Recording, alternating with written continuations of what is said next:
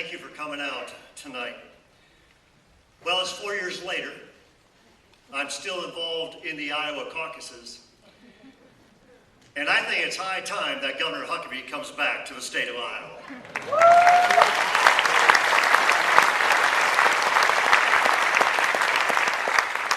Tonight, the family leader, along with Citizens United and Governor Mike Huckabee, are pleased to participate in this event. Really the cornerstone of all of our issues. I was 16 years old and I was laying on the living room floor watching TV. The phone rang and my mom went and she got the phone and I continued watching TV. It was my sister on the other end of the line, and she was obviously upset, but I had no idea why. Only to find out later that she was upset because she was impregnated with her fourth child. And it was definitely unplanned. And I kept watching TV on that living room floor, and I do remember my mom's words. And they struck me to the core. Because she said, now listen, just listen. She's trying to calm down my sister. Just listen. We didn't want Bob either.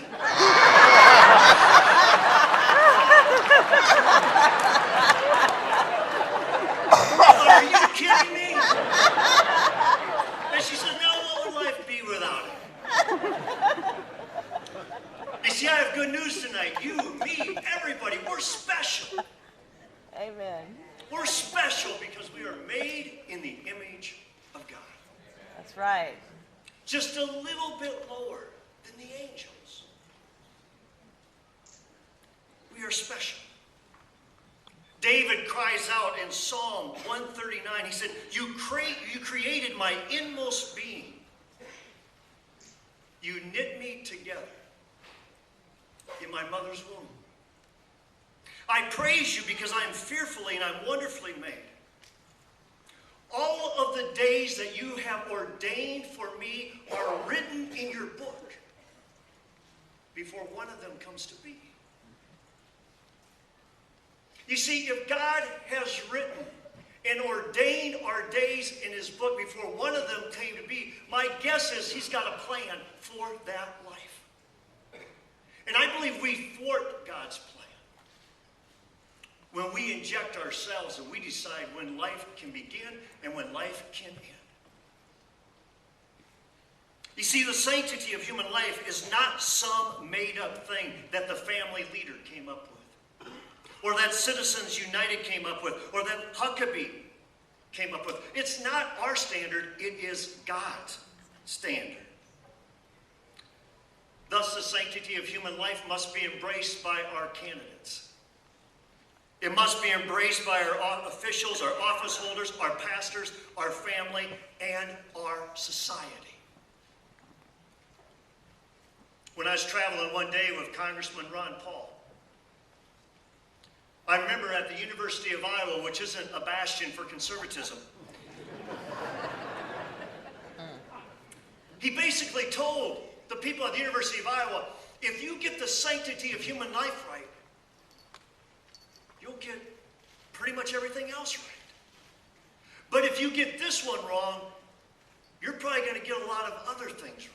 And he was speaking of being an OBGYN doctor and delivering 4,000 babies. You see, I believe that to be true. It is the cornerstone of everything that we do. If we get it right, a lot of things are going to go right, and I believe we're going to be blessed as a country. We're going to be blessed as a society. If we get this wrong, I believe we're going to get a lot of other things wrong, and we should not expect God's richest blessings on us either if we get it wrong.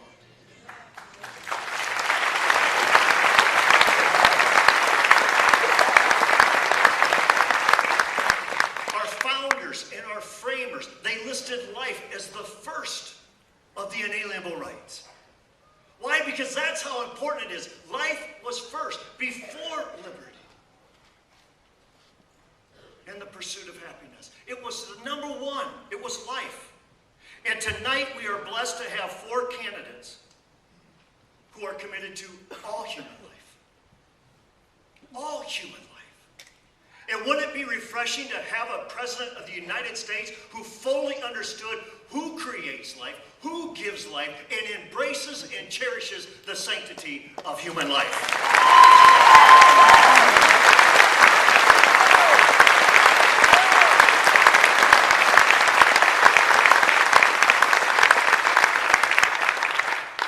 Notice I said all human life. You saw Alicia up here with saying the Pledge of Allegiance. You're going to see her in the documentary coming. All human life. Many of you know Maya and Darla's story with our third son, Lucas. Born with significant disabilities and at 18 today, cannot walk, cannot talk, major seizure disorder, a lot of health care issues. But he is a dynamic blessing in our life. Darla and I have been blessed with 4 boys. Although she argues she has 5, we have 4.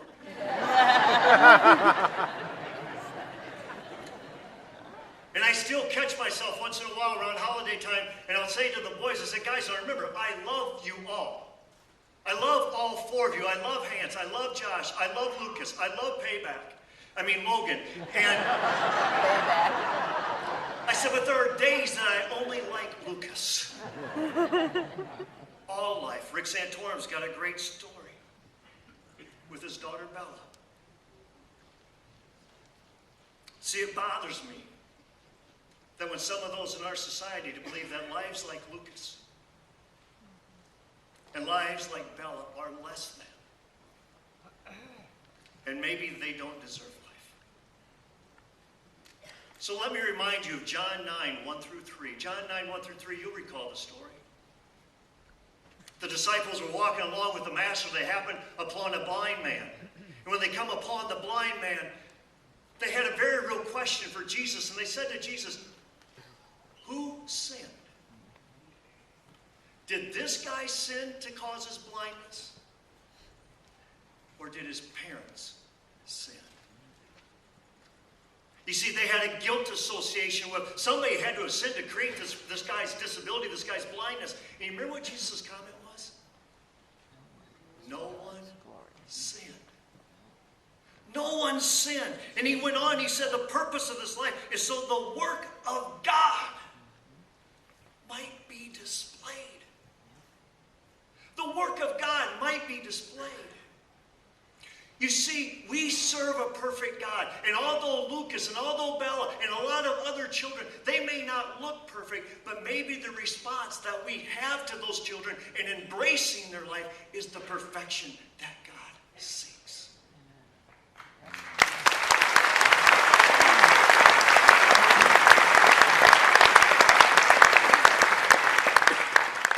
So I'd ask you to do me a favor tonight.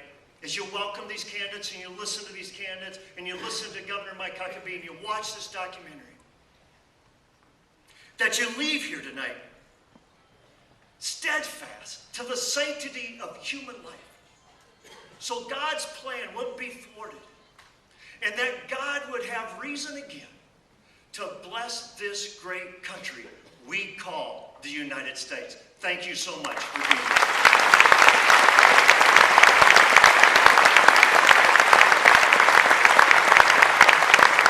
Please welcome tonight's co-host, David Bossie, President of Citizens United. Thank you, Bob. That was great.